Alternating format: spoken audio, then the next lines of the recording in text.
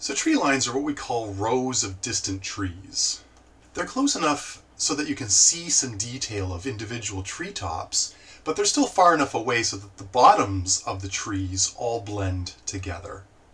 If you've got a mountain in your painting, you're going to want to use a tree line to cover the bottom of it.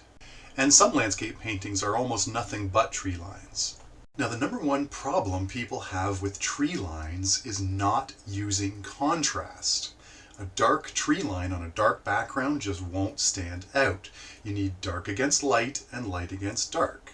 You can either make each layer noticeably darker than the one behind it, or you can add some mist, some light color in behind the next layer to help it stand out.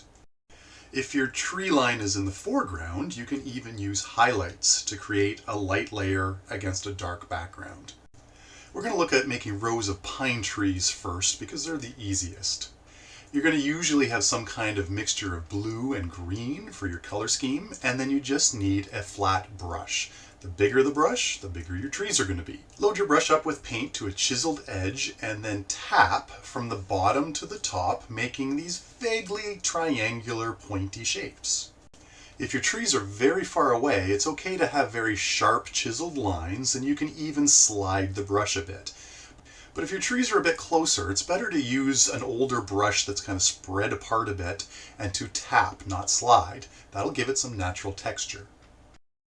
Of course, there's no rule that says your trees have to be tall and pointy, so you can also try just tapping with the corner of the brush, especially if your trees are very far away. You can create closer, rounder tree lines by using one of the round foliage brushes, tapping it into a lot of paint, and then using the foliage tap along the top edge of your tree line.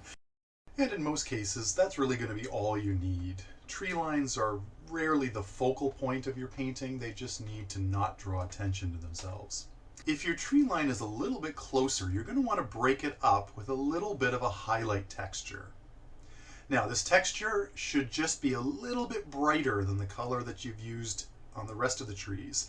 Add a little bit of yellow and a little bit of white to brighten that green just a bit. Make sure your first layer is dry, and then, using the same kind of taps that you did to make your trees, just scatter around some color. Keep the highlight closer to the tops of the trees and on the side that the light would hit the most.